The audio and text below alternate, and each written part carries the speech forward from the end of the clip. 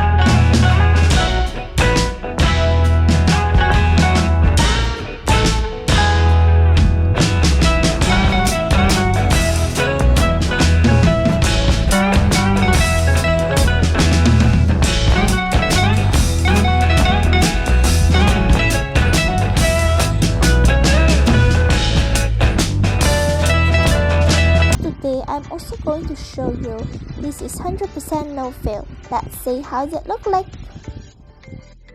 Now I told you the texture very soft and smooth, not like hard like this. So this is success. Wow, watery, boing boing like this. So if today you like my recipes, make sure to save it, like it, and share to your friends and family, and subscribe me. Thank you. See you next time. I'm from Malaysia. 记得帮我按赞、分享、订阅哦。